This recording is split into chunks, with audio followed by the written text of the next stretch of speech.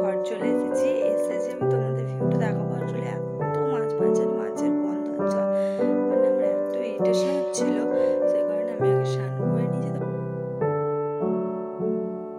চান করে তুমি চান করে এই ভাজবে